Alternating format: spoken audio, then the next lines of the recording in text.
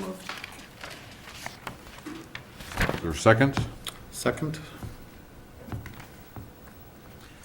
There's a motion and a second to approve the minutes. Are there any changes or additions to the correction? Any additions, changes, or corrections to the minutes? Seeing none, all in favor of the motion signify by saying aye. Aye. All opposed, same sign. Motion carried. All right, are there any comments from the floor? Jim? If you would, please.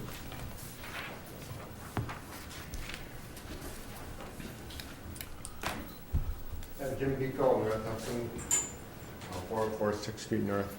Had one question, two questions in regard to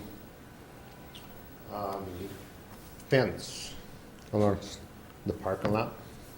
Between your house and the villages? Right. Uh-huh. I don't know what your plans are, replacing or repairing, or there's two sections that's been down since spring. That, Is it causing a problem? well, I it's mean, other than the fact that it not, probably looks like hell. not causing a problem. I was just wondering what your intent was. I don't know that we have. And I don't know what's the plan is for Pepperfest. but- Okay. Now, keep in mind, during the open comment period, we can't per se get into discussions on issues which are not on the agenda. Now, you're certainly making us aware that we've got a problem with the fence, okay? Well, we addressed that a year ago or whatever when they took the building down and so on and so forth. Mhm. And then I was kind of curious what was being planned for the lot or whatever. Okay. For the simple, biggest reason is where the building was taken out of, there's nothing but a sand hole. And when you get heavy rains and stuff, the sand washes to the street, and washes down the street, so. Okay. I was just curious what was the plans for. I don't think we have a definitive plan to define. Well, part of the plan actually is tied to this building renovation and addition. And if you recall, Plan Commission and our village engineer indicated that we needed to provide more parking, and that by the end of 2008, that has to be remedied. That is not something that this board decided on. It was something that was pretty much mandated to us. So I am sure that that area will become a parking area. It's a de facto parking area now, and that something will be done, but I don't have any idea on the timeline because that's not part of my area of, To make another further comment about it, I know that last year, I think you may have even brought it up to the board last year. Yep. And I think we talked about it at the time, and we said, well, we know we're doing something with the village hall, and we're really reluctant to make plans for that until we have this place figured out, what we're gonna be doing here. And as part of that project, we really don't have a lot of landscaping dollars in it related to that over there. We have made no plans, but I would think that it would be part of the board's agenda to make some plans for that area within the next 12 calendar months anyway. Well, I was just kind And of so, curious. yeah, I was just kind of but I would curious. reiterate that we have had no discussion about that parking lot or that area or what we're gonna do with the fence or anything like that. It came up last year, I think, before the Pepperfest.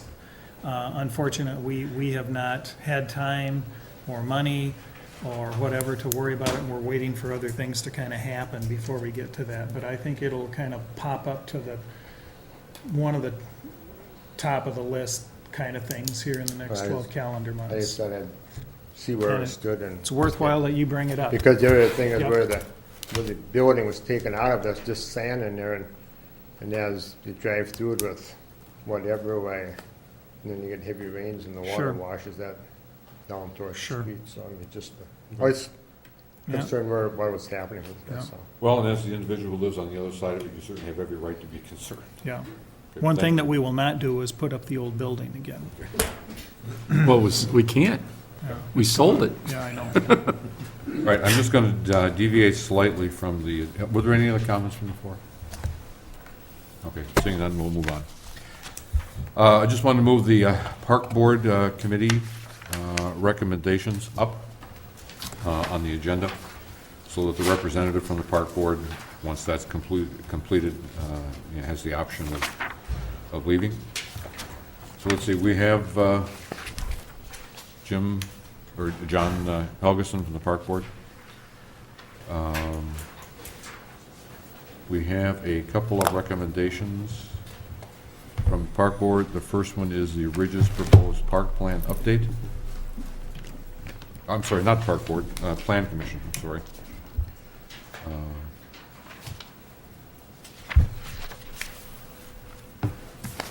You're with the Park Board, right? Right. That's- All right. Or plan. Sorry, I was confusing you with, I'm sorry, John, I was Okay. confusing you with the Plan Commission. I'm here representing the Park Board in Colleen's absence. In regard to the Ridges proposed park plan update, we had a special meeting on July 31st, and at that time, we discussed the items that we would like to see in that park, the basic items for equipment, a climber or jungle gym, jump toys, a swing, or, hard to read my writing from my notes, but the amount of equipment involved would come to a little bit less than $25,000. We kept it under the $25,000 figure. We wanted a little cushion in regard to the equipment. That would be the basic equipment in the park. And that's the village equipment expenditure on the park. Derrick Construction has proposed approximately $150,000 in work on their part. And a couple of things have changed since the original concept drawing. First of all, there was talk about a pond with a deck or dock, and that's no longer going to be the case. That pond has become a wetland, and we're no longer able to do some of the things that had been originally talked about several years ago. We're also talking about the possibility of getting some additional funding for that park over and above Derrick's contribution and the village's contribution, if we can get some grants arranged with our money or the Derrick money, getting us eligible for matching grants from other sources. And one of our park board members is taking a look at that.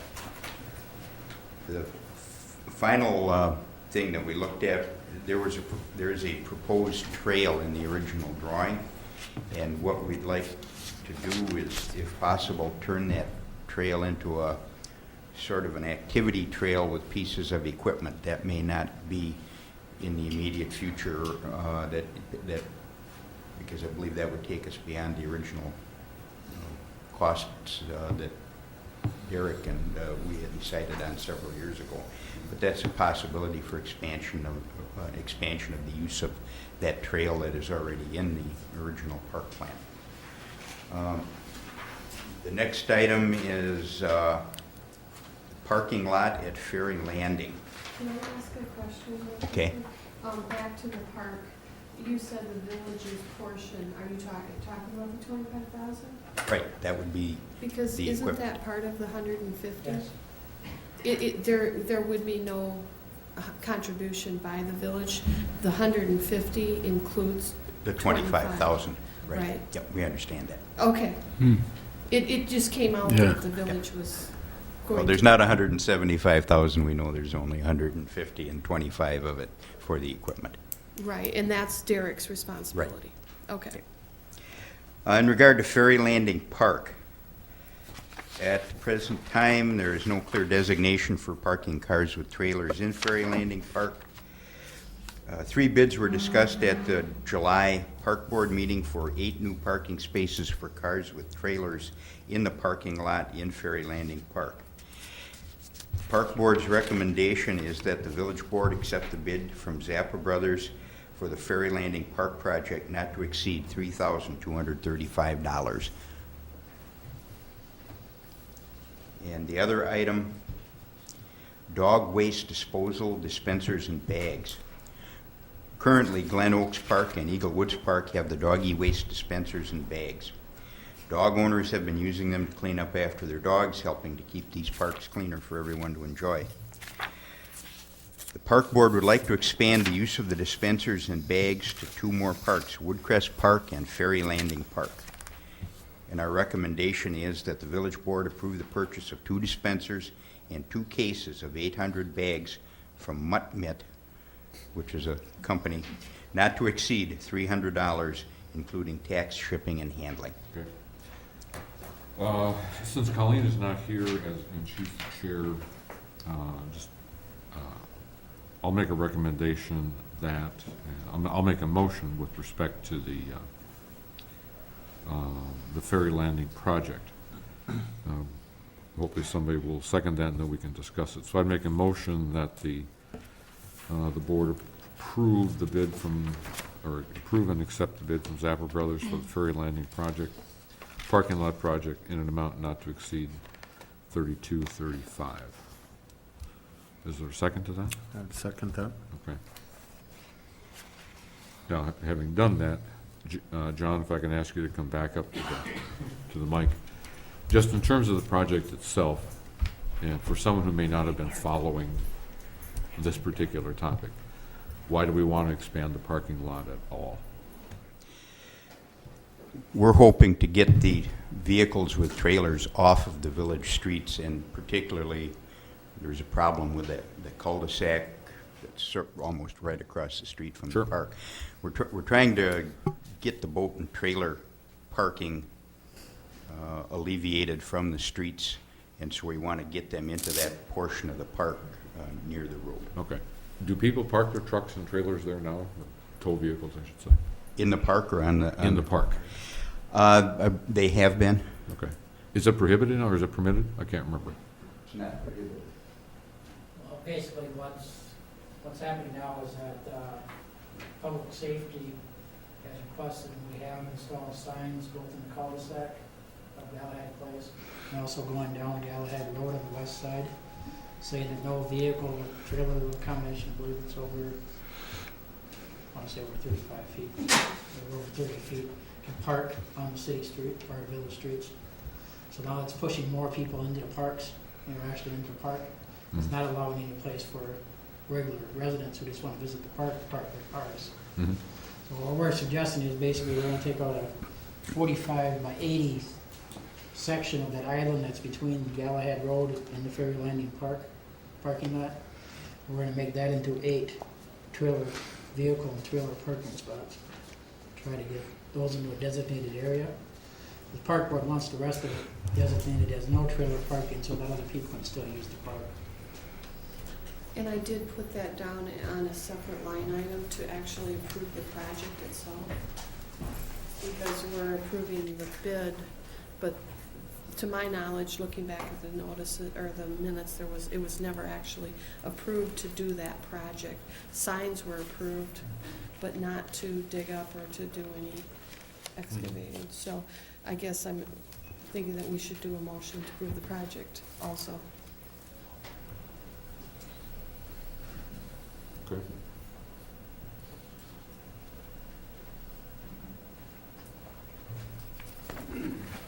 Is there any concern from any of the adjoining residents with any of this? I would venture a guess they would welcome it, so you get those trailers away from the front of their homes. I can speak for one of our park board members who lives in the cul-de-sac portion. The neighbors in the area would be very happy to get a lot of those trailers and vehicles that pull them off of the streets, particularly the cul-de-sac. It created some But heartburn the in tow past vehicles years. and the trailers are now currently prohibited? Signs are up? And there is, one of the problems is that people have become very creative on how to get around the issue of a vehicle attached to a trailer. And I'm not gonna say any more, because it'll give more people the idea that they can get away with it. We do have cases where people have actually put the trailer into the pickup truck. So I think we would welcome the opportunity to see an increase in the number of legal parking areas or parking spaces for these vehicles. Am I right, John? That is correct. Is this So- something that needs to go to plan because it is, and that we need to notify neighbors? I'm just asking the question. Or we're dealing with park land, right? That's correct. So I think that falls within the purview of the park board. in terms of- Well, I know they have the authority over it, but they're putting in a parking lot, correct? Yeah, it's not served, all it is gravel. It matched the existing gravel lot. It's not a hard surface lot. Let me ask you this, what would planning do to change the scope of the project? They may notify neighbors of the project. It might be part of that process. I believe it's gonna be more of a positive thing for the neighbors. Well, we can all assume that, yes. The neighbors are, I'm sure they're excited. unfortunately, what brought this to the surface. They're already well aware of this. Yes, they are. They're the ones that actually requested the parking sign for sure.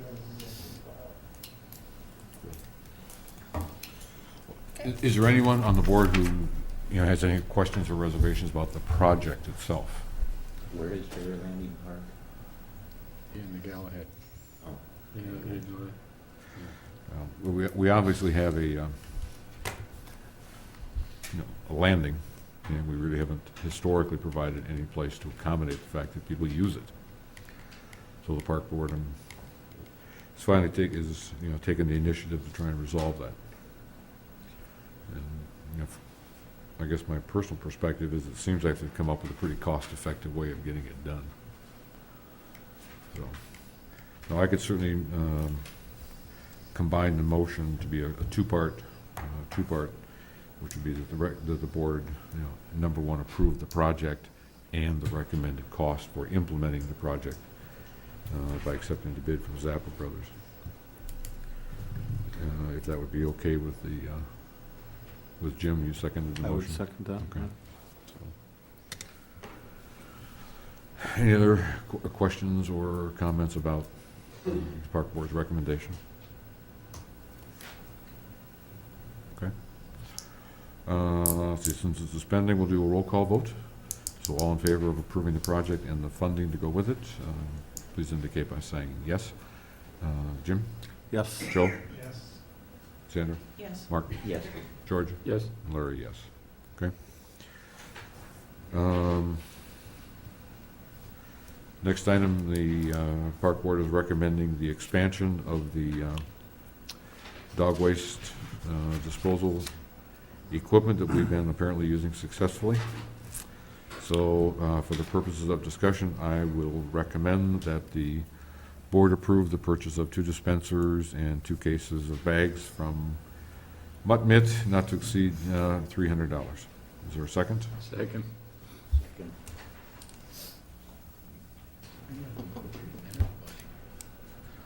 Are there any questions? I'd like to ask one of Jim. Yeah. I think this is great. I'd like to see it expanded so that some of these posts can be placed around the community.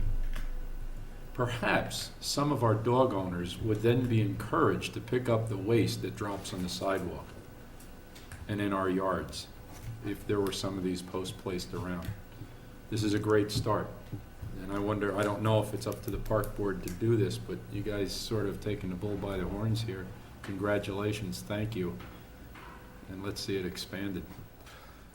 I take it you've got some kind of statistical information so that the equipment is actually working? Or evidence? No evidence, please. I can give you an anecdotal report on Woodcrest Park after it's done. Okay. Actually,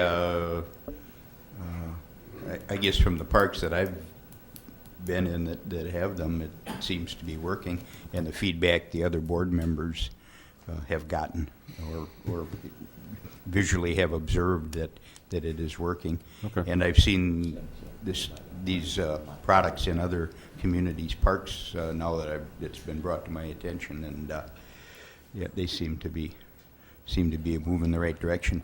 And I can go back to the board and park board and tell them that we are interested in doing it in the rest of the park system. Beyond the park system, I guess I would yield to your guidance as to Sure. how to do it in the rest of the village. Yeah. Okay. Mark? Basically, on, as far as the bags and stuff, as the dispensers are in the parks, initially with the 2 dispensers, they purchased like 200 bags. I believe right now, the last of bags are in the dispensers, was the last 25 that went in. And basically in those parks, we are seeing the bags being used in that area because they end up in the garbage cans in those parks, Okay. nearby parks down the streets. All right, good, thank you. All right, well, we have a motion and a second to approve the expanded use of the doggy waste dispensers and equipment.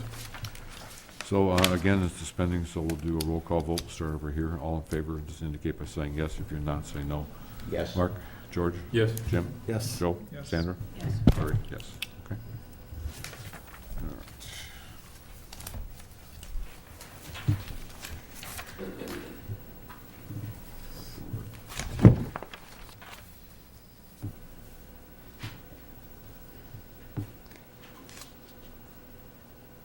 Okay, that's it for the park board? That is it. Okay, thank you, John, appreciate it. Okay, going back to the agenda, let's see. Amendment to the Ridges Phase 2 Developers Agreement, transferring responsibility for water service to the developer, approval requested. Who's gonna deal with that? I've been dealing with that with Attorney Seiler, who represents the Derricks, and he had assured me last week he'd have it done, and he hasn't gotten it to my office. I talked to him this afternoon. He said he will have it to us in a couple days. Okay. So when we get it, we'll bring it back. Okay, just for purposes of a little background for anyone. Derrick Construction would like to begin, I guess it's Phase 2? Is it Phase 2, Mark? Is it Phase 2? Basically, yes. Or is it Phase 2? Basically, from what they were doing, it initially was gonna be only a 2-phase project. Initially, now they're looking at basically making it into a 3-phase project. Mhm. That's part of being basically, the remaining part going around the circle that's already been blacktopped up there. That was in the Phase 2, that'll go into Phase 3 with the extension from water and sewer from that point down to the lift station that was installed on Cratley. And then also will include the Ridges Park, proposed park area. So what he's suggesting really is that he will now pick up an expense that otherwise was originally scheduled to go to the developer. He's gonna now pick up a cost that was originally gonna be picked up by the village. That is correct. So that's the background, and the reason he wants to do that is because he wants to, get going with his part of the project. So it's a little hard to argue with someone who said, we'll pick up a cost that we weren't gonna do that before. And right now, the attorneys are just developing the language to modify the existing developers agreement. That's all. Introduce him. Oh. We should. Bill, Pardon? this is our village attorney from Baki Norman, who's joined that firm recently. Bill, I'm not sure how to pronounce your last name. Nikolai. Nikolai, okay. So for anyone who is observing for the first time, Bill will now be with us, as well as at Plan Commission meetings, I believe, okay? So welcome aboard. Thank you. Could we get a motion to table in a second? I'll move the table. Second.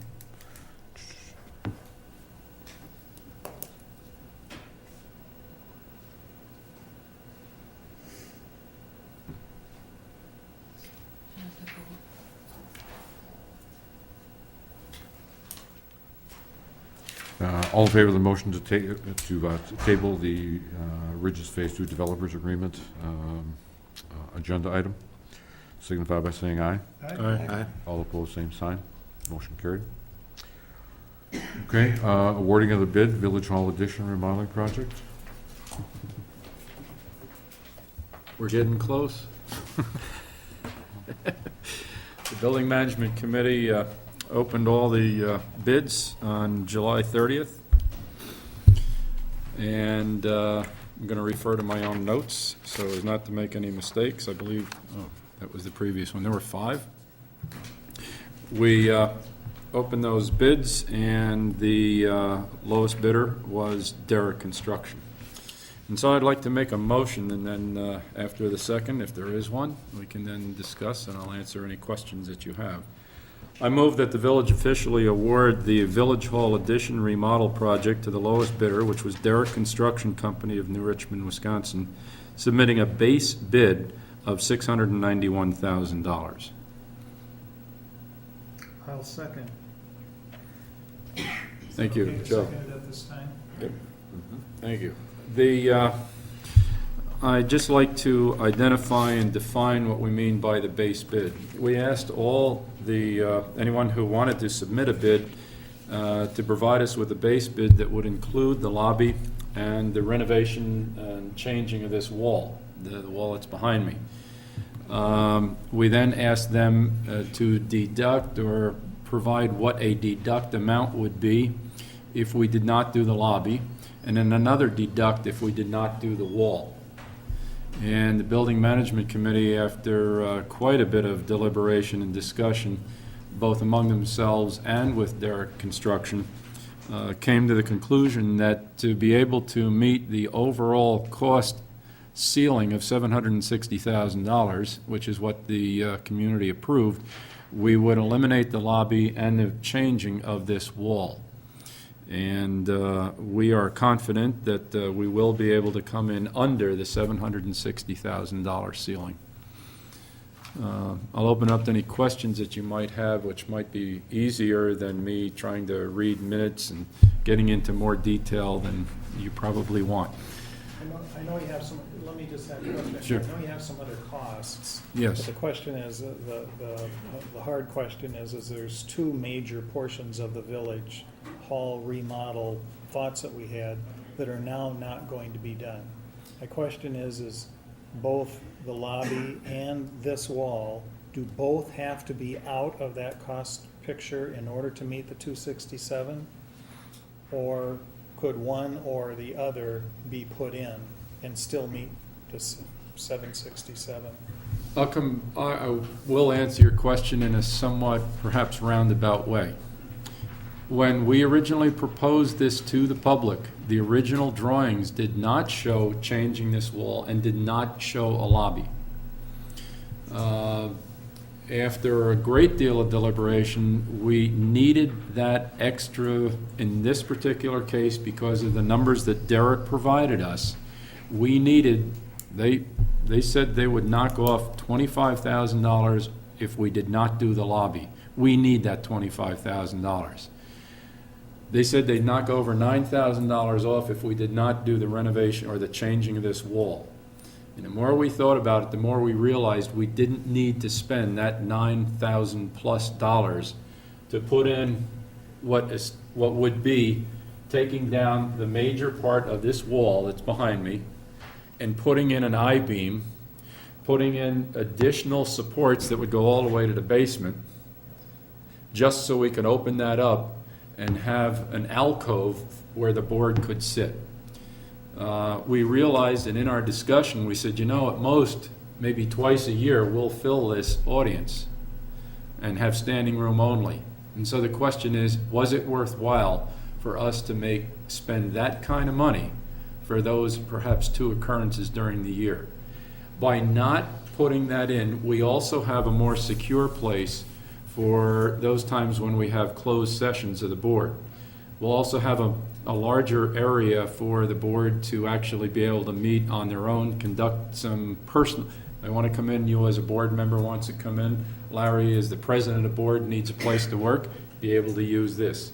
Will also be an open area where cable TV will be able to locate their equipment. But it'll be an open area that could be, I say open on one hand, and then I'm going to say it's closed on another. That far door will be closed off. That will, okay, you see a door there, but it hasn't been used in many years. That will be bricked in. We will leave the other two doors here so that there will be a nice meeting room in there. I'm going to come back to the closed session. On those occasions when we have a closed session, what we have to do is ask the audience to leave so that we can have our meeting, and then we go over and close those non-soundproof doors. What we'll be able to do in the future is to be able to go into this room, close this off, and anybody who wants to stay in here and have a conversation isn't going to be forced to move out. We're trying to look for what are the best things that we can do to enhance this facility, renovate it as we promised, and also keeping in mind that the main thrust of this whole project is to build the addition. Bring the police department up from the basement and have offices where, let's face it, that are in the 21st century. This area will be totally renovated. The windows, both behind on this front wall, as well as the windows back behind me in that room, will be replaced with thermal pane windows. The outside will be insulated. We'll be able to cut down on all the heat loss that we have currently in these walls. So yes, you will see major changes in here. There'll be a new ceiling, a slightly dropped ceiling with new lights, and I think you'll be quite pleased with the final results. Is there a basement under the addition? Or No, there is not. There, I say no, and now let me correct So we that don't- slightly. Don't need the elevator, dumbwaiter? You will get a lift because it is in the new, okay, the lift will be in the old section. What will be in the new section? I said there won't be a basement, and now let me correct that. Usually when you think of a basement or a lower level, you would think the whole area would have it. And the answer is no, we're not going to do that. That will save us a lot of money. But what we will have is an area for the heating, ventilation, and for the new part, for the addition. Mechanical room. The mechanical room. The existing furnace and air conditioning unit will continue to take care of this facility. So we're actually having, it looks like it's split. So you have the new part gets the new furnace, the new air conditioning system, and then we have the old one. But I want to come back and say that the furnace that we have, the system that we have currently in this building is only a couple of years old, if that much. Not even a year old. So that is already, there was no reason to change that. But yet I think the engineering was that it wasn't large enough to be able to take care of the addition as well. All right?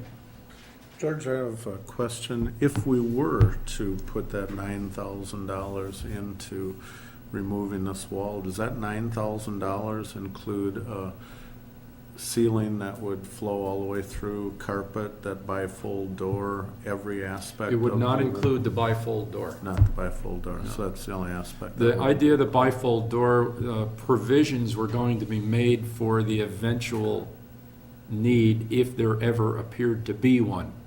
But the building management committee at this time said there was no need for that. Let's try it on let's see how it goes for a while. But the more we thought about it, the more we said, that wasn't part of the original plan. That was actually an idea the architect had. So then if we do eliminate that, that still does include new carpeting? new Absolutely. ceiling, so Yes, this it does. will really look decent anyway. Yes, it does. The carpet will extend into that. We're going to be knocking down that wooden wall that is currently between Gloria's office and then where Don and Jennifer work. So it will, that's why I say that will really open that up, and it will be cleaned up considerably. Hopefully you won't recognize it. In fact, Elliot's even talking about what we can do regarding this sliding door here. We'll see if we can, That thing? yeah. Why wouldn't that be bricked up? Well, there's some discussion about that. The committee is looking at, do we want to have a counter there, or do we want it bricked up? So I haven't come to I don't think we came to a final decision on that yet. Am I right? It would be nice if, one question I know that's been asked, but not as myself, but other members of the committee is, when this is done and the village is not using this as its office space in this area, is there chances this could be rented out to residents of the village for, let's say, some kind of parties or stuff, that, and basically at that time, it'd probably be nice to be able to have that window, so they have a service window or something like that, or if there's a village function, like somebody retiring or something like that, it gives you a space to use. George, what about the secure cable TV area? If you knock out the wall there, what is the provision for the security for These- cable TV? These two doors would still be able to be locked, and I have been talking with Nate regarding what we're gonna do with that. He's called me a couple times now, so we haven't come to any decision on that. That may be, we may not have a wall there at all. But those two doors could still be locked and it would still be secure. But that would take away from this being a rentable area then. I mean, Good point. Yep. that being a usable, other than by the village itself. I actually think that in a conversation, I can't remember who it was with, and it may have to do with parking spots and the use of the building. There was a reason why we should not rent it out. I just can't for the life of me remember exactly what it had to do with. Had to do with the elevator. I think that's an issue we'll deal with later. And probably the use of the building. Yeah.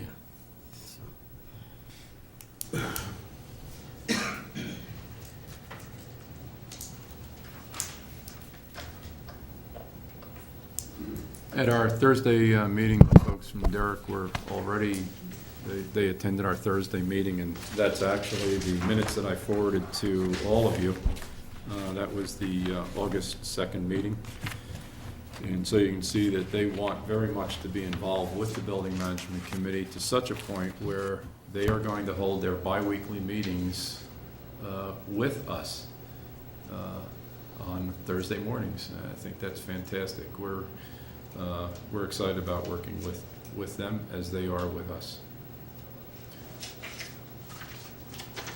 I have maybe a final comment for me. First of all, I commend the building committee and you, George, for doing the work that you've done. I mean, this is head and shoulders above, what was really asked of you in terms of getting all of the work done, and it takes a certain amount of obviously dedication and commitment to do that. And so I certainly appreciate it. I know what you're going through, and so the committee, I commend them for sticking on the budget and getting us a place that we can all live with, and something that the community can be proud of. And so thank you for that. But the other thing that I would close with is that I was hopeful, and still am hopeful, that we would have, when this project was done, certainly a renovated facility so that when people came here, particularly the old portion, that people would have at least the feeling and the aesthetics of the area was that this thing has been remodeled, it really looks good, and it's something that the committee would be proud of, but also the village would be proud of. To say, yeah, that's where some of my tax dollars are going, and this looks nice. And so my only concern is now that we're not doing the lobby in that wall, is that whatever you do, we'd really like it to look like it was really remodeled, and it doesn't look like, somebody with a very limited budget didn't remodel a farmhouse someplace and put on a, kind of a little office thing here that we can get the job done. We want something, the community to be proud of this entire area. So that's what I would say. I'll tell you what, Joe, what we need to do is have, and perhaps I see the newspapers here, we get the newspaper down, maybe even you come out with your cameras, and it was really quite a, whoa, when I looked at the front of the building as I walked up today, one of the trees is down, all the shrubs are out.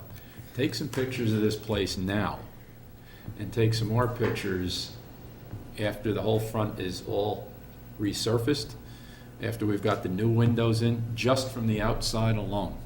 And I think you're gonna see a dramatic change. I'm also saying inside. Oh, yeah. It's just the challenge that I give you.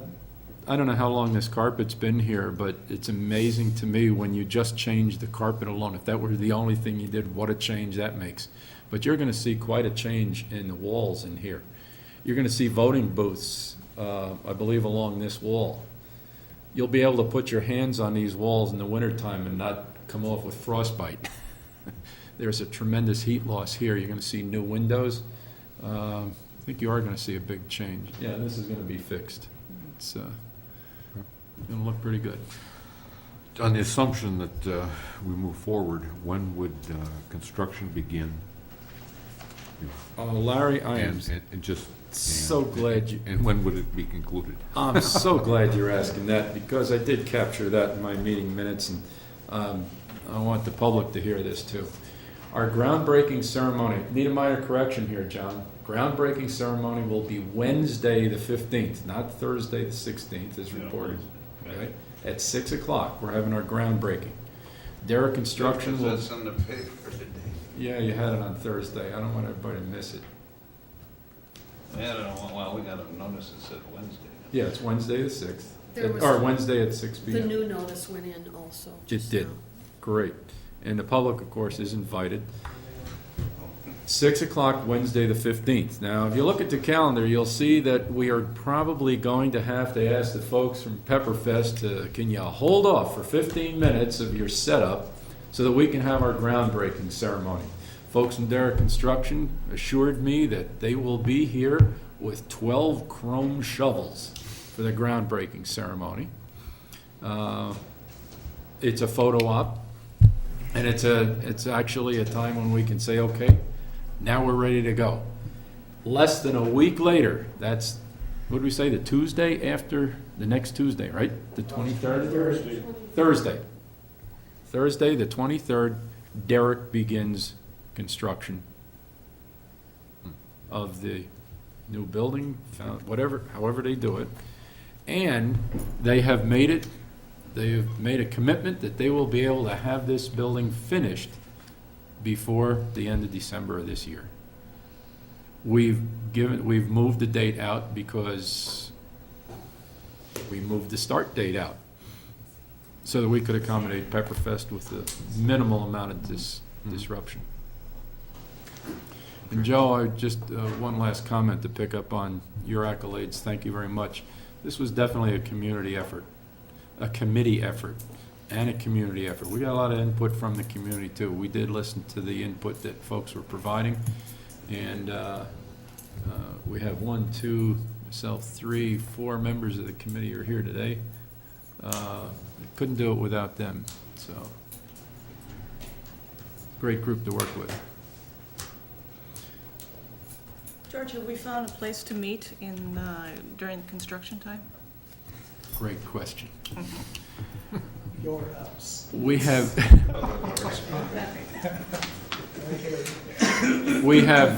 we've talked to Derrick about, okay, keeping the office personnel here while they're building over there. Okay, so we'll be able to work here until they tell us we're ready to start working here. And at that time, we'll see where we will have to meet. And I don't have an answer for you So yet. that gives us a few months. Yes, So it sounds like the worst case is maybe there'll be a week or two where the building may not be serviceable for meetings. I'm guessing it's gonna be more than a couple of weeks. But, you know, when the weather starts getting cold and knocking the windows out, I'm not sure, we haven't gotten to that point or that phase yet. Okay, where does the board meet? Well, let's find out when Okay. when we're gonna get displaced. All right, And I don't that's even fine. want to propose anything until after I get approval from individuals or from the powers that be about where else we could meet. And All right, well, coffee shop. Go ahead. All right, any other questions for George? If this deduct alternate 2 was put back in, just say that somebody came along and said, boy, what a great village, I'm gonna give you $9,000 just to put this in, would that be then put in as a change order, or is it something that we have the flexibility in the Right. future to change our mind at a point in the construction? I'm not sure, and I'm glad that Bill is here, and I don't mean to put him on the spot, but this is a concern. If all of a sudden somebody, some philanthropist came up and said, I will give you $25,000 towards the renovation and construction of this village hall, we could accept it, but I'm not so sure that we could add on more, because the village voters approved a $760,000 addition. So if any philanthropists are watching us on TV, we have to ask them to be specific where they would want their money to go. No, I'm not, no, my point is I see what that, you're saying. Projects approved for so much money, we'd have to go yeah, back I don't and- think we can accept the money, and what that would do would be reducing the tax burden, but I'm not so sure that we could legally I understand. add 25,000 onto the 760. Okay. How was it originally approved, folks? Referendum. Referendum. Referendum. I would agree with you. Thank you. I mean, I say thank you, but I know. I wish you had said, no, we make it $1 million project and do it right. That's a good question, though. Yeah. I'm glad you asked, because we had a chance to air it. Well, I'll tear up my check then. Yeah, they ever give any notion of what it would? price But a tag year for from now, maybe you a could come in roll and would make a be? donation, which said, I'd like to do the following. I ask that. Give me the check, I'll hold it. Okay, well, we have a motion on the floor. We have to- another question. Yeah. I was wondering if they discussed what, if somebody wanted to, what's the price tag for having, say, this room named in honor of something? If you donate $5, $10, $5, $10,000, can you name this room? Kind of like naming the stadium, are you talking about? I just threw it out. Seat Yeah. licenses. You never But know. it still doesn't help, I mean, as far as the project cost, because it would be the same pretense that we couldn't go So you over would eschew 760. whatever donation it would come in. Yeah. No, we'd love to have it to reduce the No, cost, I know, I understand but we couldn't I add to understand the the, mechanics of the, yeah. but I'm just saying, there may be somebody who might want to do that. And I wonder if there's a price tag on it. Where it has, or the committee has not discussed that. But you know, just to make a comment, I've been to other communities around, I was out in Rapid City, South Dakota here recently, and they have a park out there, and they have bricks put in the, sidewalk or whatever it is that have people's name on them, and it costs you so much money to do that, and they have hundreds of them. And there's people that have park benches in memory of, or something like that. That's something, and that's a separate issue from this, but that's something that maybe the park board could consider doing, for new gym sets or whatever it is, taking donations and having a plaque in memory of certain individuals. I'll just plant a little seed here. Is that all right, Jim? John, is that all right? There will be a memorial wall out here, and there will be an opportunity that you'll hear about in the future, Okay. in the not-too-distant future, regarding helping to pay for that wall. Mm-hmm. Be one small way of helping with that cost. Any other questions? Start August 23rd and Finish by Christmas. finish by Christmas. Well, I extend my commendations as well to the Building Management Committee. Wally, thank you very much. Gene Shefflin, who I know is not here. And Gloria, Mark, and Mark as well. It's been a long task. Yeah, we started in, I think our first meeting was in February, wasn't it? Wally, any comments? I can't believe that. None? Yeah, wait till later. All right, well, we have a motion on the floor to approve the awarding of the bid for the Village Hall to Derrick Construction. So we'll do a roll call vote on that. If you're in favor of that, so indicate by saying yes. If you're not, say no. This time we'll start over here. Jim? Yes. Joe? Yes. Sandra? Yes. Joe? Mark? Happily. George? Yes. And Larry, yes. Was that a Okay. yes? It's a big yes. It's the best yes I have. All right. Good to see you. Plan Commission, there are no recommendations from the Plan Commission or topics to discuss, so we'll move on. There is a note in here just advising that with the comp plan, we need to do a review, but that's something you guys can take up later. Finance Committee claims. Finance Committee recommended approval of the July non-reoccurring claims. And if it's okay, I'll so move that. Okay. To approve July non-reoccurring claims totaling $119,000, $576.92. Okay. Is there a second to that? Second. All right, that's the spending, so we'll do a roll call vote on that. Start again, over here again. Jim? Yes. Yes. Joe? Sandra? Mark? George? Yes. Okay. All right, there's a recommendation made to purchase a typewriter at a cost not to exceed $500. The committee is recommending that. I will make that motion to so do, to approve that and authorize that purchase. Is there a second? I'll second.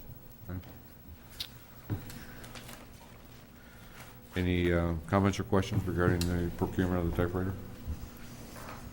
Okay. Again, spending, so we'll do it on a roll call. Start over here. Mark? Yes. George? Yes. Jim? Yes. Joe? Yes. Sandra? Yes. All right, motion's approved. 2007 year-to-date budget to actual discussion only. Did you want to just talk about that a little bit? Yeah, in front of you, you'll see the financial reports, and this is basically every year I present these to you. Please don't leave them here, take them with you so you can review them for the next budget meeting. You'll see in the packet a document that says 2006, and it's a portrait document. It shows 2006 budget versus 2006 actual year end. You'll see that the bottom line ending balance shows that we had more, 157,428.16 more revenue than expenses. There was several things that make that number up that is totally out of my control that I wouldn't necessarily know of. One is about 28,000 of special assessments were paid off. There was an $8,000 grant from the police department. Muds and Suds liquor license. We had interest rates increase. We had 13,000 of interest increase.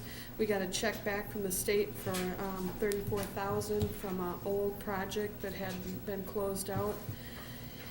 And basically every department stayed under budget. And I'm still questioning that number.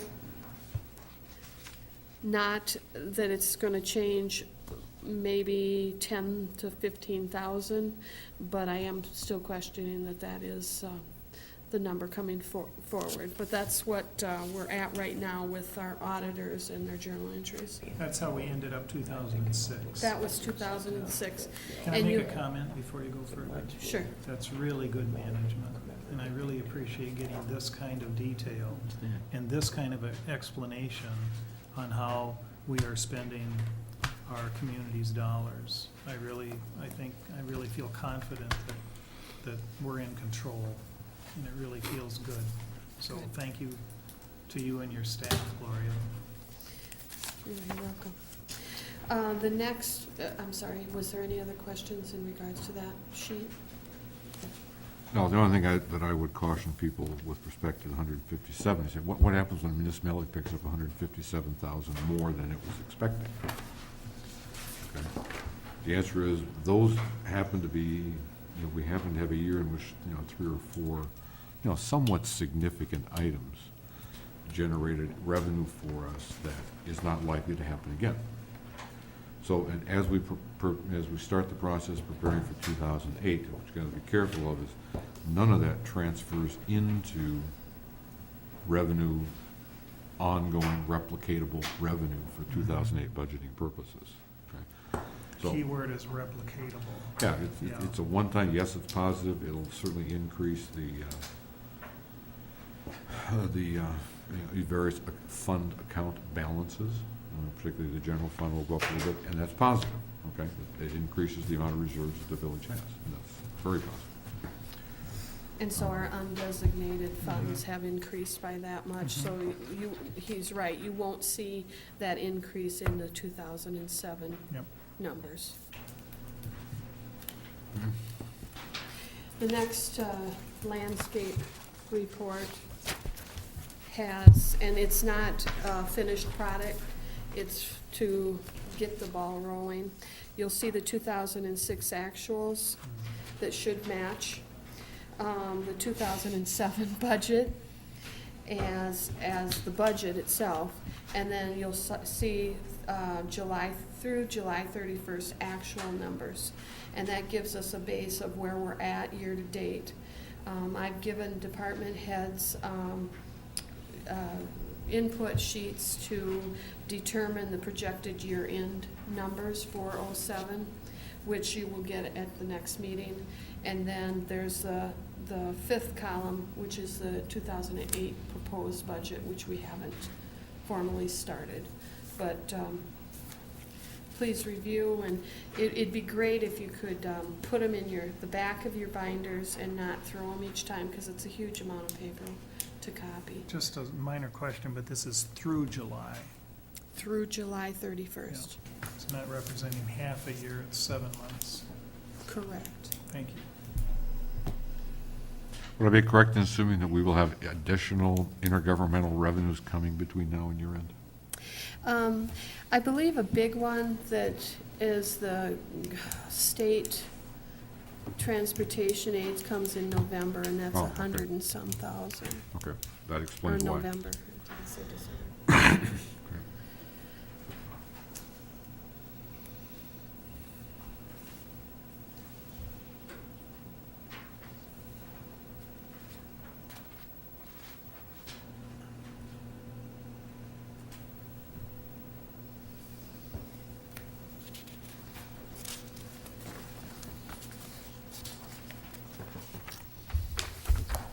Okay, and of course, we'll be starting the budgeting process for 2008 this month already. The state, to my knowledge, has not, they have not decided yet or reached agreement as to what the levy limit issue is going to be. It's, in reading the most recent League of Wisconsin Municipalities summary of the Joint Finance Committee that now has that issue, they're in agreement on a number of items, but the levy limit itself is not resolved yet. And there's been a 0%, a 2%, and a 4% levy limit kicked around. So Mike, if I had to speculate, which I certainly do, is it'll probably be like the last couple of years, it'll probably be about a 2% levy limit. I think the capital would be, expenditures would be outside that number, as it has been for the last couple of years. So, as we start the budgeting process, we have to make assumptions on all kinds of stuff. What's the levy limit going to be? What are the healthcare cost increases are going to be? What's going to be the changes in worker compensation and everything else? So you have to make a number of assumptions, but nothing new there. It's the same process. So, okay.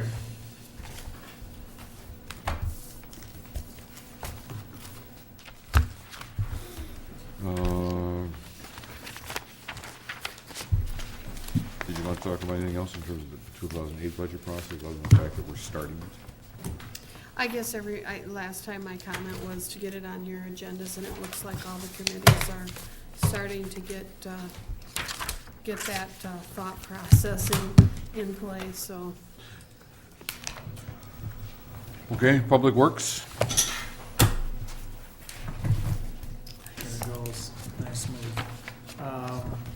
I have a chair update. There's 3 items that are listed here on the agenda that I'll be talking about. One is the awarding of the bid at St. Croix Station Summers Landing Road North, and I have a recommendation for the board for that. The 2 other things that they're major things that we're working on within Public Works, and I'll just let people know where we stand on that, but we don't have any recommendations for those 2 items to the board this evening. I think everybody knows that we've been working on the Summers Landing project for some time, Summers Landing St. Croix Station project, and the bids were opened, I believe, today. Is that correct, Gloria? This morning? Or last Thursday? Last Thursday, I'm sorry. At any rate, we had two organizations that bid on that project, and the lowest bid is $136,657 from Pembroke Companies, and that is the bid that we would like to accept. The thing that I would like everybody to keep in mind is that 136 does not include the $13,000 that is needed to pay Cedar Corporation for their engineering. And so if you look at that number, we're at 146,657, and I think the total project cost was going to be 149,657. Is that correct? I'm gonna let you talk about it, so you can alert everybody as to the numbers and how we got them and what's gonna happen, if you would. Yeah, just gonna go ahead and pass all the bid tabs. Just to show you those numbers.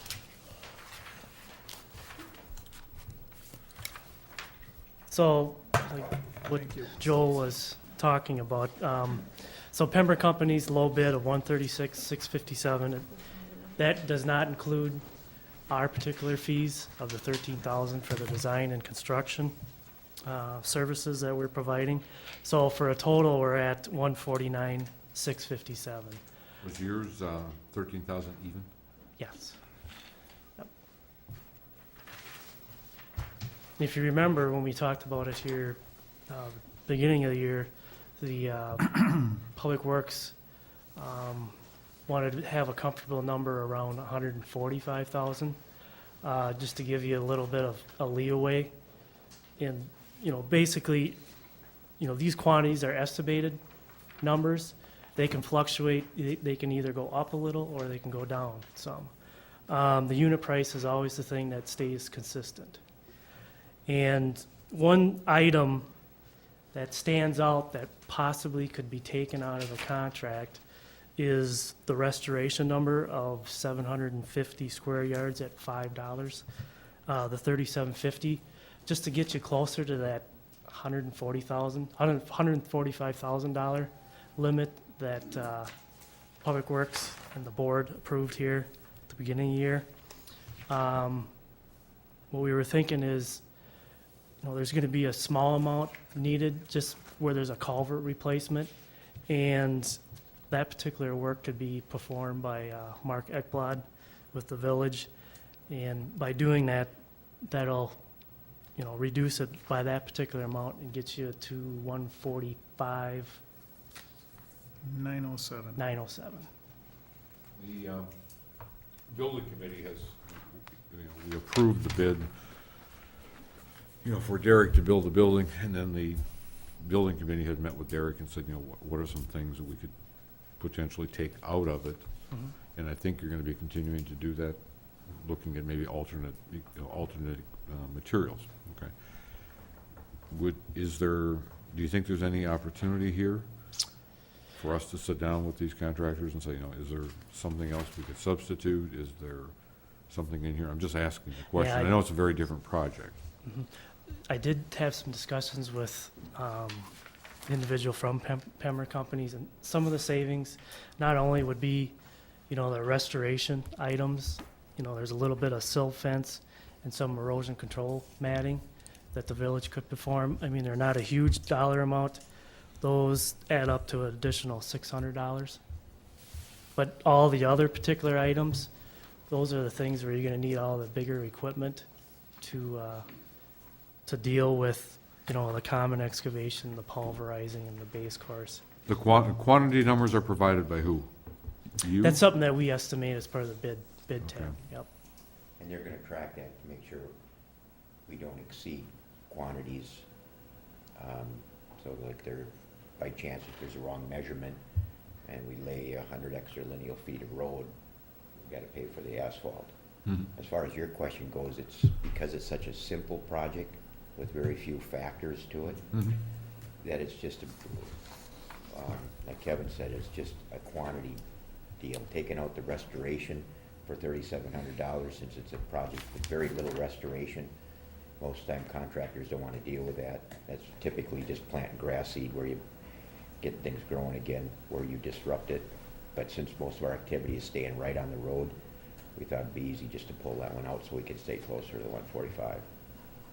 No, I agree. What are you pulling off of 3,500? 3750 is right down at Last the item. bottom. Yeah, the very Bid last item. tabulation. That's restoration. Yep. And Well, I'm that's, sorry. and that's a miscellaneous item. And if you remember with any project, anytime you have to fix a yard, it's usually a very annoying thing for everybody because you're going back and back and back. And I did confirm that with Pember, that wouldn't be a problem to, physically take that out of the contract. Yeah, Okay. they wouldn't have an issue with it. And then just one other thing, there's the funding amount, from the Lakeview project, the 14,439. Those dollars did get allocated towards this particular project, even though, the village needs to look at the project as a whole, but overall, the cost is gonna be, minus the 14,439. Those will be in Yeah, the place total for it. project cost should come in at 131,468 with that state money. Mhm. Okay.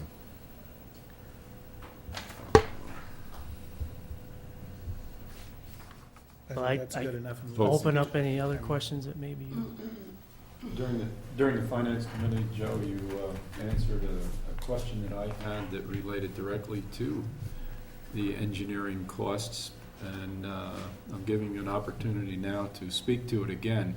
The question that I had was, had we not already done some engineering on this road, this surface? And you answered yes, and I'll turn it back to you, because it was quite, I think, complimentary to the engineering firm. Well, Cedar Corporation normally would charge a little bit more for their engineering for this project. But however, there was some engineering that was already done previously for this.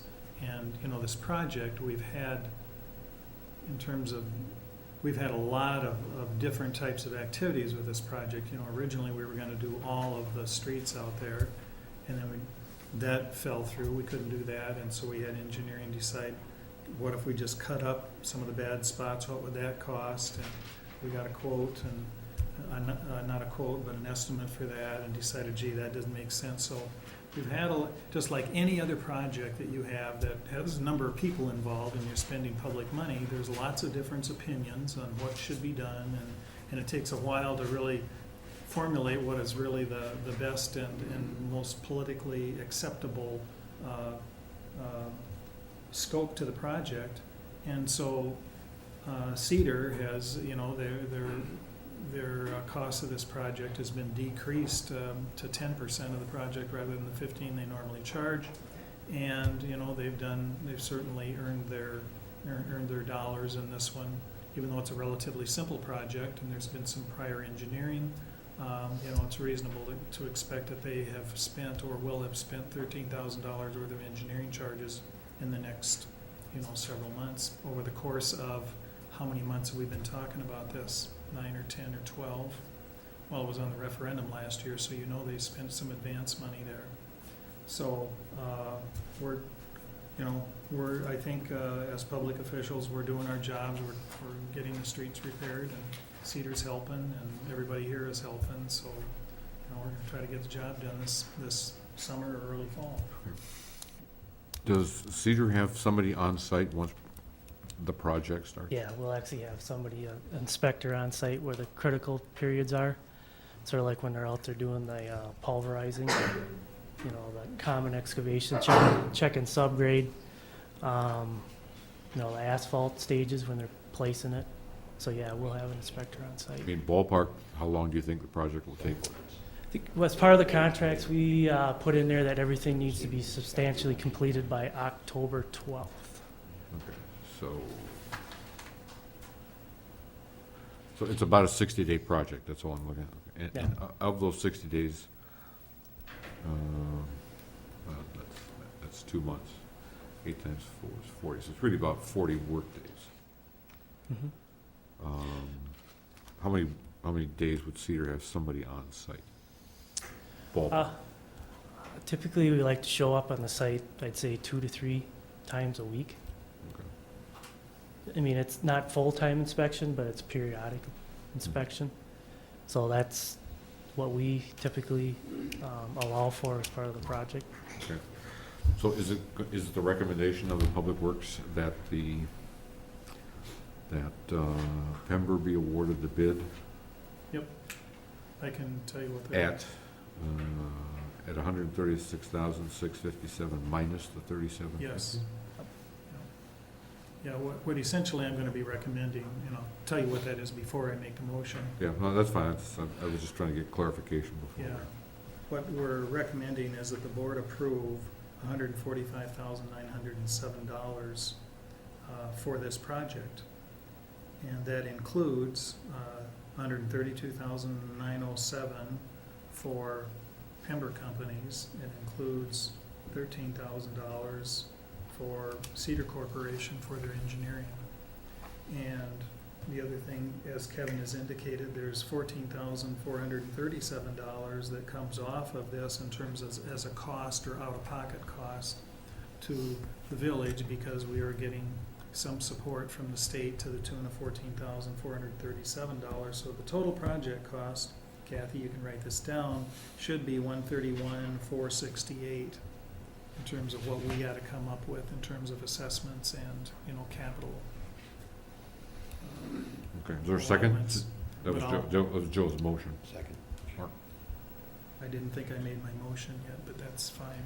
You said That that's was what your good enough. motion was. I That thought you was said good this is what enough. my motion will be, so. Yeah, okay. I'll second whatever Yeah. his motion may be. Well, yeah, let me just read it, just so it's Go ahead. clear, if that's okay with you, By all Gloria. means. I recommend that the board approve the project cost of $145,907 for reconstruction of St. Croix Station and Summers Landing Streets. That includes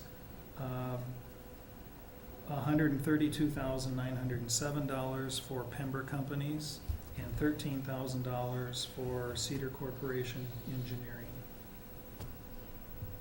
Period.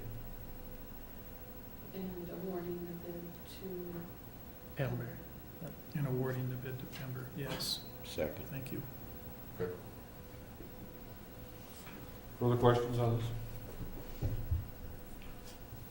At that point, the responsibility of the restoration would become, has that been removed from that? It's been removed from that, and I think what we will do as Public Works will decide if there's something that we really need to do out there. I think it's going to be minimal, because as Mark alluded to, all of the work is done on the road surface that exists right now, and none of it should go into necessarily the other portion of the right-of-way in terms of the ditches that are out there.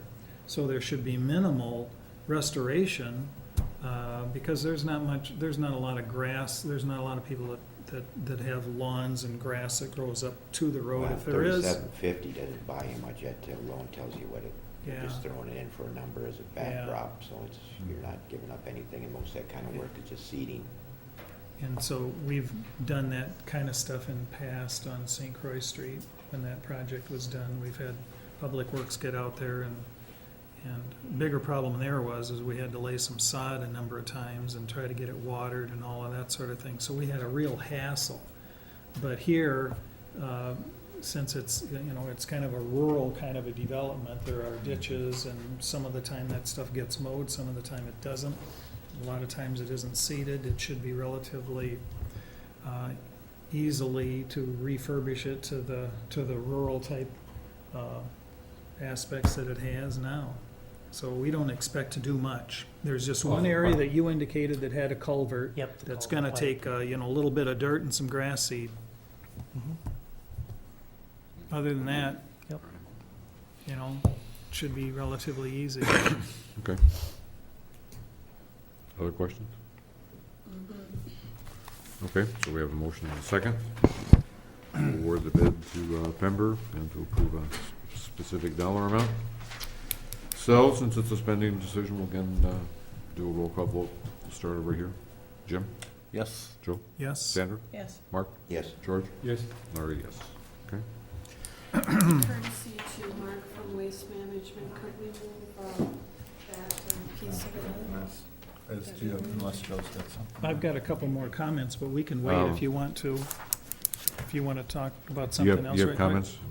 Just a Yeah. couple of, I'd rather finish Public Works. okay. A couple of other items that we've been working on in Public Works, and I'll try to be very quick about this. On Riverside Drive, there's some erosion as you go, erosion on the east side of the road as you there's a little hill down there toward the bottom of the big hill. And there's some erosion when we have a lot of storm activity, high rain content. And we've been playing around with, what we could do there, because we have had some complaints and some remarks from the people that live there that something really needs to be done. And we've done some things. We've looked at actually adding on to the road surface by 3 or 4 feet with asphalt, and actually even doing some concrete curbing down there. All of it is, and at one time, the board had approved up to $5,000 expenditure to kind of repair that area and get it fixed. $5,000 doesn't do it. The best bid we had was around $9,000, and we're not even sure that that would be an adequate repair of the area or an adequate response to the needs down there. Some of the stuff was $13,000 to $15,000, $16,000 for concrete. What we've decided to do, we haven't had really any problems this year because we haven't had very many storms, unfortunately, for all of us. And so there hasn't been that much more erosion down there. What we decided to do is not do anything. We're gonna monitor that, and we may fill it in with some fines or something. I think go you're ahead. misstating it by saying we're Okay. not doing anything. We're gonna maintain it as usual.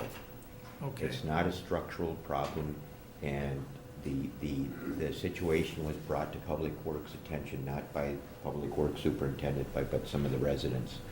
And we took it serious, and we budgeted $5,000 because we thought it was a simple fix. And as Joe said, it turned out to be $15,000. In talking with Public Works Department, we'll just keep proceeding to correct it as needed when it rains a lot or something like that. So it's not a structural problem, and it wasn't anything, and not to be dismiss the residents' concern, but it was brought to our attention by them. I think it's more of a cosmetic maintenance sort of and we deal. are committed to do the maintenance on the street, Yeah. so. So, Thank you, that Mark. isn't like we're Yeah, doing nothing. right.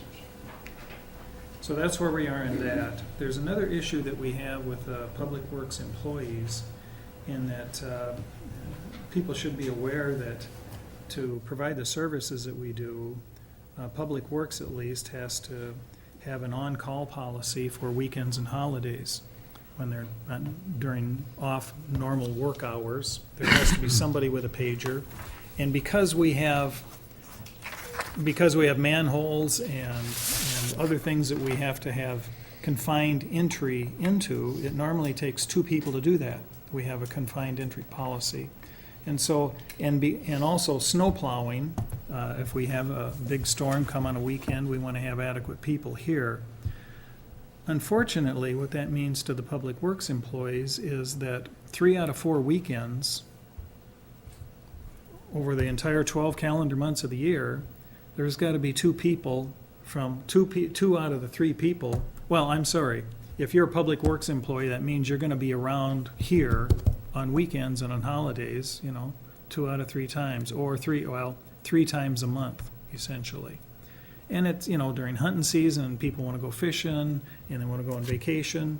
It's really hard to schedule that kind of thing as a Public Works supervisor. So we're trying to do some things to change our policy in terms of not doing the confined entry, maybe doing something different with the people that help us with the snow removal. We have a contractor that helps us, so that we can alleviate that at least a little bit. My goal would be to make it 1/2 of that amount at least. And so we're doing some more work with that, and if we do, we'll have to bring something to the board here in terms of changing our policies, both with our contractor, perhaps with snow removal, as well as confined space entry. and that is not doing it. But that's not what we found out so far. It's nothing unusual for other municipalities to have that same kind of policy. So we may change our policy so we can alleviate the kind of the workload on the weekends for our people. Okay. And we plan on doing that. But I'm not here with any specific recommendations for you to act on tonight. Okay. And now I'm Requesting done. both of those items to be tabled. Do we need them tabled? I mean, they're a No. discussion. No. They're, you know, Approval requested, approval requested. okay. Now, And if that's the case, you know, depending on the legality of it, we can certainly table as far as I'm concerned. I can request tabling both of those. Well, I think you're gonna talk again about Public Works, but I don't know about Riverside Drive. So Yeah, we won't be would that talking about C. inappropriate to table that? It's not necessary. Okay. But the other item, The other item is gonna bring it back. right, You know, I think. okay. Okay. So I recommend that we table the Public Works Department weekend and holidays call policy. Second.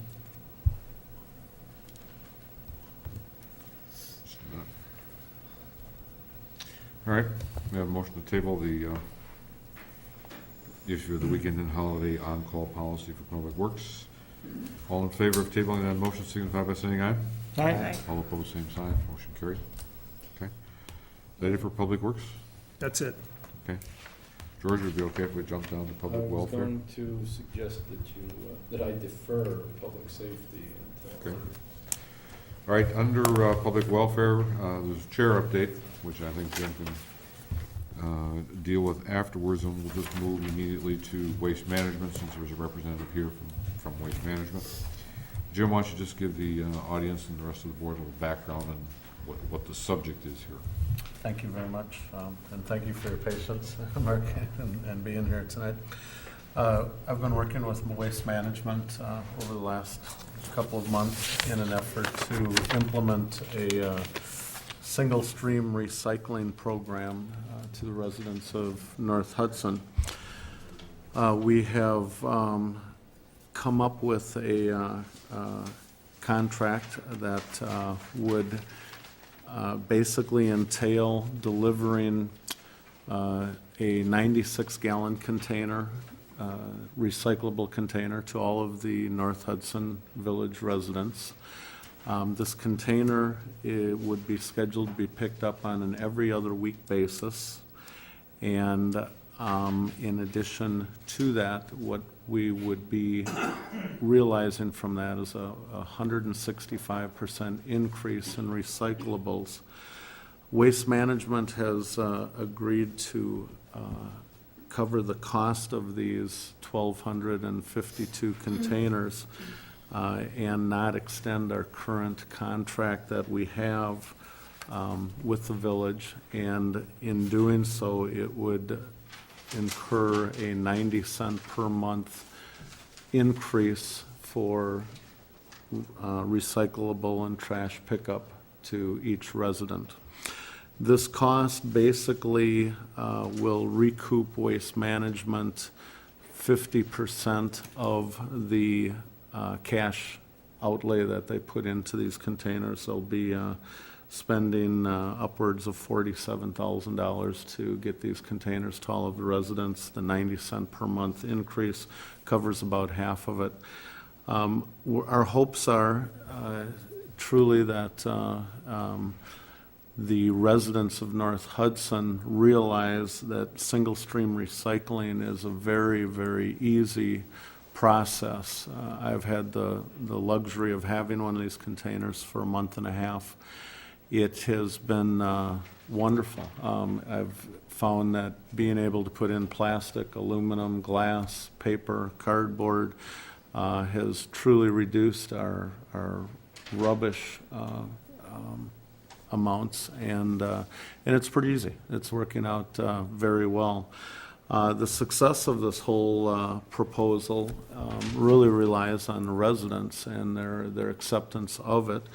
Could you just describe what's a little bit more, what, single source, or single stream? Sure, recycling is? single stream recycling actually is what we've had all along.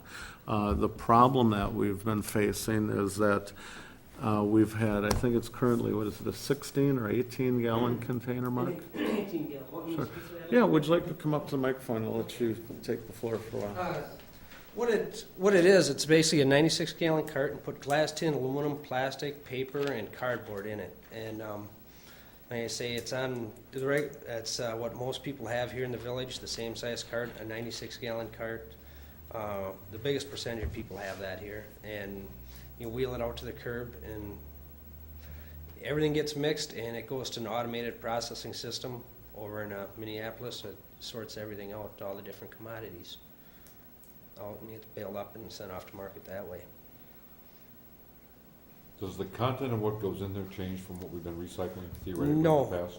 No, it does not. It's the same material, it just makes it easier for the Primary residents. difference is it's a different container and it's bigger. Yep, a bigger container and, It's gonna get picked up once every other week. Okay. yes. One of the advantages to this container is that being closed, we hope to reduce the amount of paper blowing around the village on recyclable days.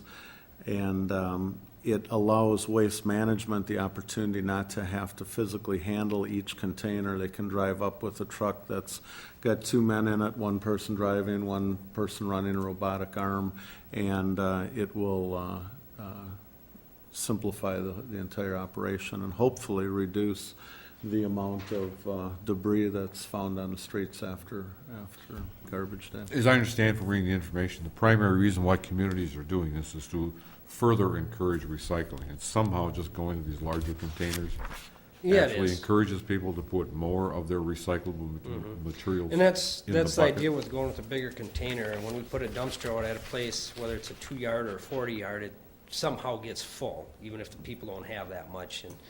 And as long as there's space there, people have a tendency to using it and filling it up with recycling rather than garbage, Okay. you know. Actually, I think you left off the major benefit of this, is that this container has wheels. I A don't lot have of, to make multiple trips down to the curb, Mhm. because it's all in one, it's on wheels, and I move it down there the same way I would move my waste container. I have a question, though. Do we not currently get some sort of a rebate for our recycling based on weight? How's that figured? And doesn't that show up on a, Yes, we do. We have the recycling grant that we Yeah. receive, and yes, it is based on. would that grant amount increase if we can encourage more recycling? I would say by. it should. And the way correct me, Gloria, if I'm wrong on this, the way the grant kind of works, you basically, every municipality applies for the grant through the county, right? And it depends on how much the county has that year, how much money they got from the state, and how it gets Exactly. divvied out. So it's not based on tonnage? No. Well, their money is based on tonnage. Our money that we get from them is based on our expenses designated to recycling. To a degree. Because the state, and because we ran the same problem last year, the state decides how much money they're gonna make available for recycling, period. That then gets distributed to the county. So the county starts with a fixed dollar amount. As we go through the budget process, that dollar amount for St. Croix County could be the same, equal to, or greater, or less than what it was this year. Then St. Croix County uses a formula to drop it down to the municipalities. So it is not a straight formula.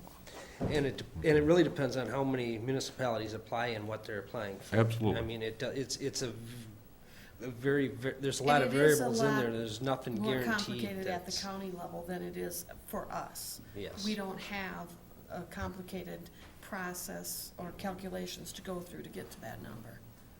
And it is basically 75% the majority of the time for Yeah. us. Assuming state funding is there. Assuming everything is there. Well, and that's what I'm saying. Yeah, it's Because not if it's a not there, it's guarantee. 75% of a lesser amount. That's right. Right. That's right. That's right. Jim, the other thing I don't think I heard you talk about during this meeting, but you talked about during finance, and we had in our books as well, is that it's every other week for the recycling container to pick up. Correct, yeah, I touched on that real briefly. There were some concerns that I had initially as we started negotiating the contract, and Mark and I think have gotten through most of those. The main concern was this container seems rather large, but in all reality, it takes the same footprint that the current container takes. It's just taller. Secondly, it will be picked up on an every other week basis. But even with that, it still offers 165% more capacity than the current containers. The concern I had was I thought it would fill up immediately, and having the container now for a month and a half, it's humanly impossible to fill it up.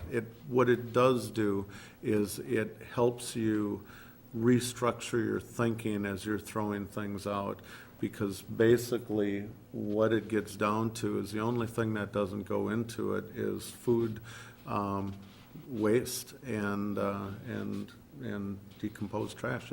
Everything is virtually recyclable today. And it's truly our hopes that the residents of the village realize how easy this can be. It's no more work for anybody. It's actually less work. It's great for the world. It's the way that things are going. St. Joseph Township has implemented this. How long ago was that, Mark? 6, 8 months ago? Actually, the end of April is when we actually had all the carts delivered out in St. Joseph Township. And it seems from talking to people and seeing what's going on, it's been a very well-accepted program.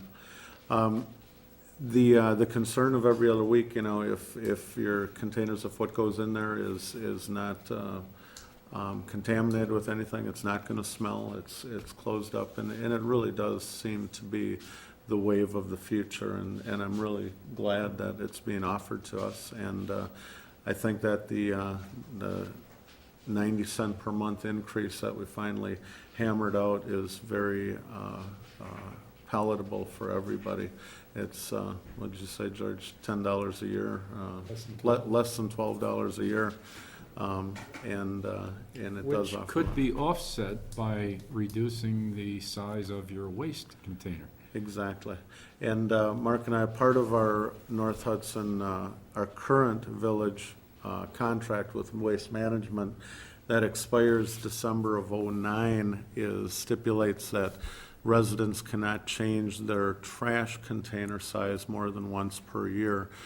During the term that we're implementing this, during the rest of our contract, Mark has stipulated that they will rescind that stipulation, and that if people realize, which it is our hopes, that they're recycling more and less is going into their trash container, they can reduce that container. And if we're correct in you saying, you will, upon request, drop off a smaller container.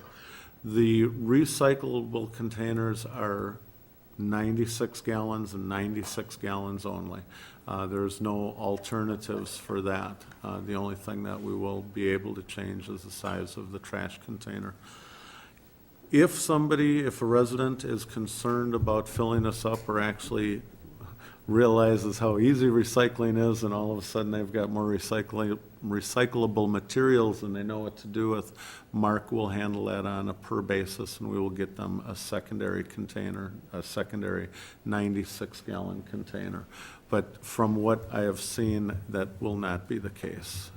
But we have covered it, and we have got many options. The same time I gave one to Jim, I had Jennifer Havens, she's a St. Croix County recycling coordinator, and she loves it, and she pushes it, and she hasn't filled hers up yet either. And she's tried putting it out every other week, and she has nothing but good things to say about it. And overall, other places that they've rolled this out, I mean, it's literally increased recycling between 10 and 20%. It's depending on how well they recycle to begin with. Jim, will you clarify to the residents the change of the trash pickup day? Certainly. What we have, the final aspect of this proposal is that It is our goal to reduce trash hauling traffic in the village. Currently, I believe we're 3 separate 4 days a week. 4 days. 4 days a week, there are waste management trucks driving through the village.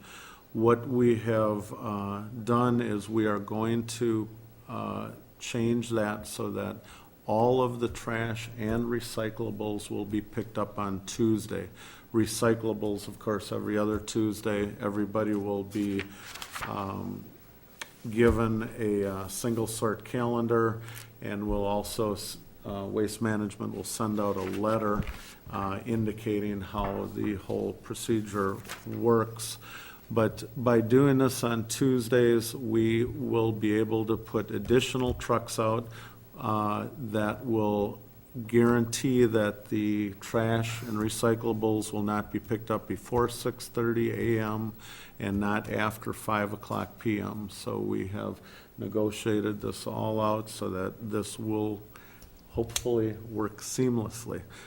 And it should be a very simple transition. In addition, Waste Management has implemented a computerized phone service. The new calendar basically tells you every day that is a holiday when the trash will be picked up. But in addition, they will be generating a computerized voice message just reminding residents of the change for holiday pickups. And it really couldn't be more thought out, and I really think that in the next year or two, virtually every village around, every township, every town will be doing this, and I'm really glad to be on the leading edge of it, and I truly hope that the residents do realize how much recycling helps things and how simple it is. Mark, you want to talk about when this will be effective? We put together kind of a sample letter, but it kind of depends on the dates that we can get the carts and how soon we can get them. It would take a couple months to get the carts, because we're not the only, this isn't the only area that they're doing the carts in. And it kind of, that would be the whole deciding when we can get it. On my end, I did have a last-minute hiccup on it. We got a new market area manager, and now he's hemming and hawing today about the 90 cents, but I think we can work with that. I mean, Jim and I agreed to that earlier.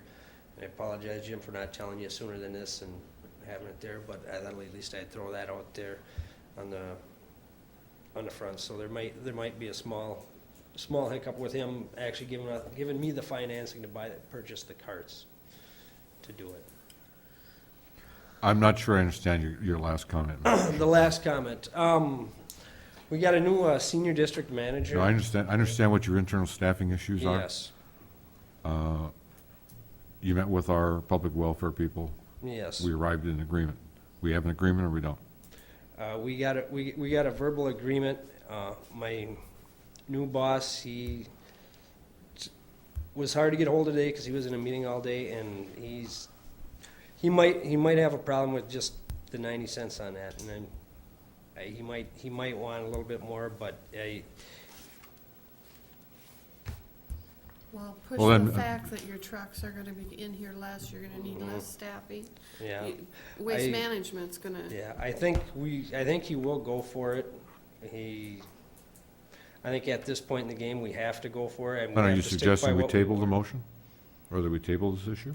That would be totally up to Mark. This is totally news to me, and I would think that If they change it, it's at this not the point, same- It's not the same, if we approve it, it's Huh? approved at 90 cents a container. Yeah, no, I understand that. Mhm.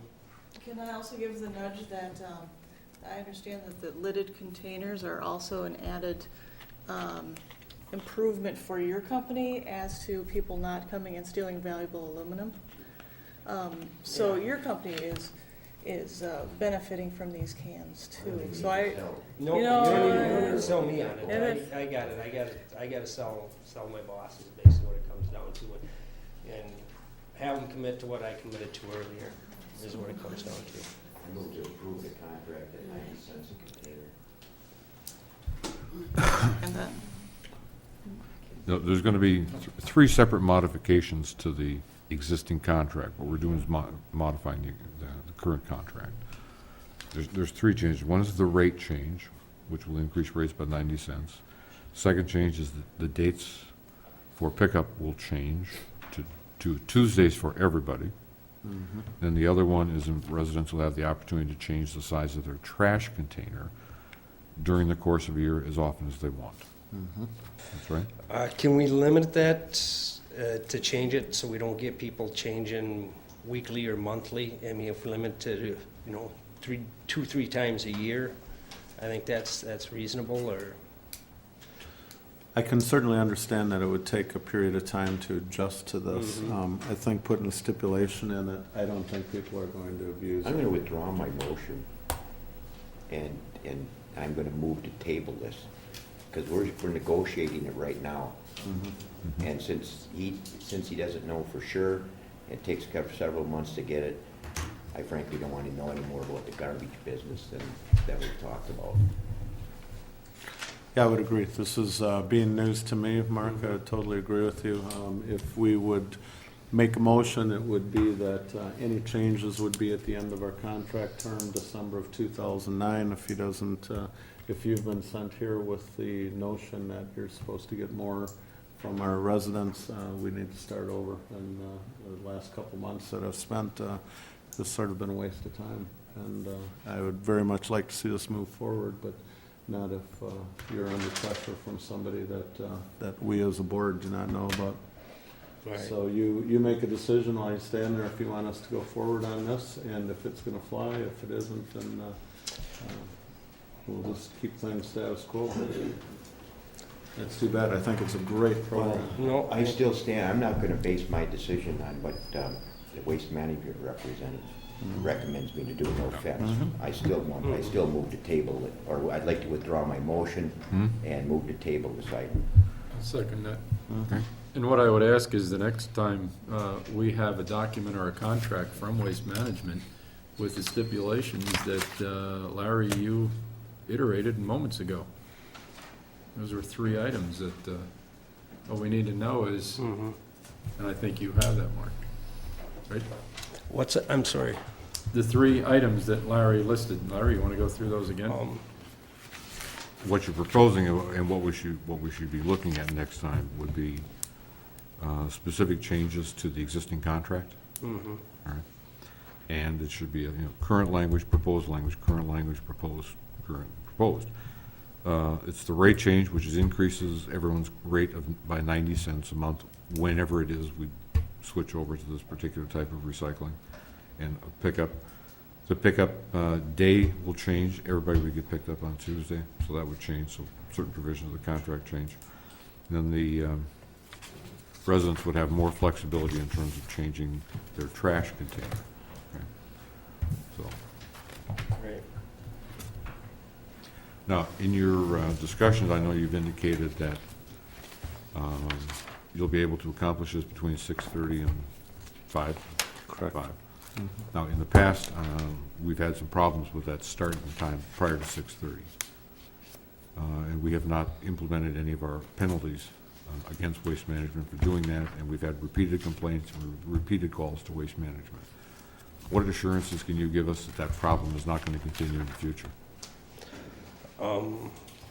I don't think you had any recent complaints on that, have you? I hope I got that problem addressed with the driver and the start time, and he's not gonna get paid if he starts earlier.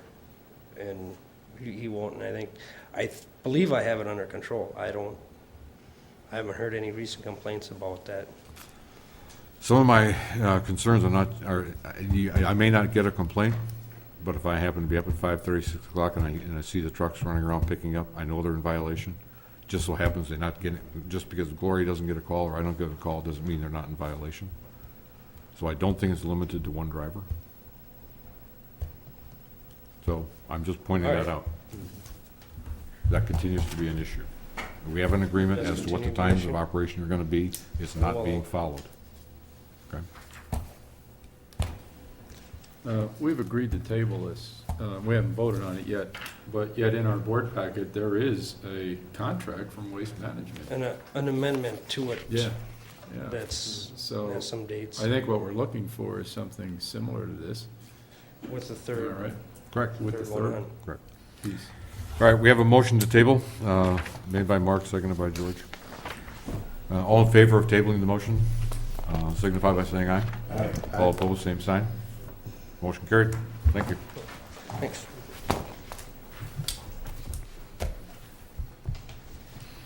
All right, coming back to public safety. Considering the hour, there is only one actual motion, which is, we'll only need to make one motion. I just draw your attention to, I'm sure you've already looked at the minutes from our public safety meeting of July 12th. I'm sure you've all seen the chief's report. And Mark, would you like to comment on the draft of, this is not in the motion, it was in your, I just want to have it open so perhaps you might like to talk to it.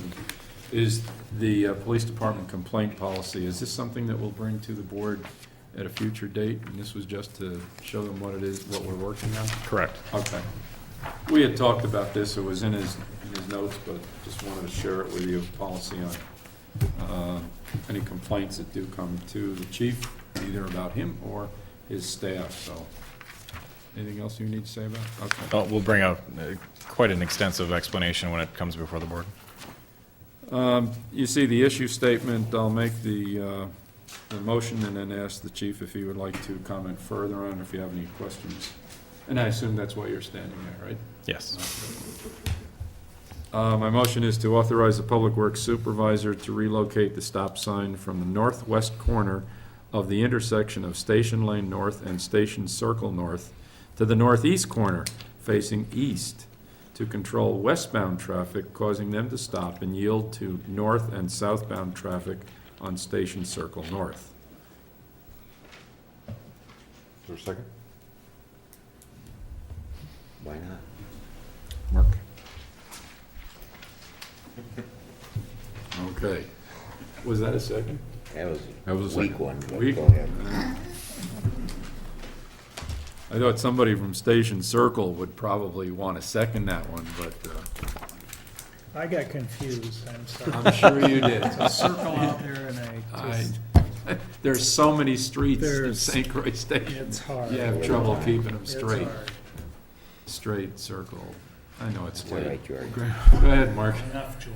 Yeah, I think the motion seemed convoluted just because of all the directions and whatnot, and I think it was difficult for us to even put the motion together based on that fact that there's two intersections that have the same streets coming together, and both of them have stop signs, and how do you describe it? So I guess if you think, again, it's hard to describe it, but basically it's the northernmost. When you take Station Lane and you continue to follow it, when you hit that T intersection, if you're coming from Highway 35, that's the intersection that we're describing. It's the intersection where we've had a number of concerns, and a stop sign had been placed there after review, from what I understand, from the former Chief Brian Eichel and the former President Len Meisen, and some of the other, I think, people on the Public Safety Committee, and it had been placed on, again, the northwest corner. So it was only controlling southbound traffic on that street, which, in essence, in the village, there are, I believe, 3 homes that had actually affected residents, the 3 village residents. Basically, it's an outlet off of Starwood, and from what I understand from the residents in that area, that there's not a lot of traffic that comes from that particular area. And if there is, it still leaves, in my mind, a traffic problem in the fact that a vehicle going northbound does not have to stop at that intersection, nor does a vehicle basically westbound that is taking a left-hand turn. And so it creates, I guess, a concern of proximity for the people coming in and how they actually, I guess, when they're driving, determine if they're going to stop for an oncoming traffic or not. By moving that stop sign basically across St. Croix, or across Station Circle North, it creates an intersection where the westbound traffic must stop and north and southbound traffic have no control whatsoever, and it I guess, alleviates that issue. I'm not saying that we've had a problem with that, but according to Mark Ekblad, the supervisor of Public Works, that stop sign has been vandalized several times, removed from its position, because I think that there's some people that don't appreciate it. Now, we don't have suspects, it's not something we're spending a ton of time on, but it is a concern of his, because his personnel have had to reinstall that sign several times over. And I guess we anticipate if it's in that other location, Are you hoping that doesn't suggesting occur. If we wanted to have something changed, we start removing signs? That's not a suggestion that I would make, absolutely not. Mark, isn't this the intersection we're referring Correct. to? It is, And if you'll recall, it wasn't too long ago, that was a dead-end street. correct. And that's why that stop sign was placed where it was. So now that it's no, this was a dead-end street, Yeah, I right know, here. but that stop sign was a request a long time ago from one of the residents. Okay.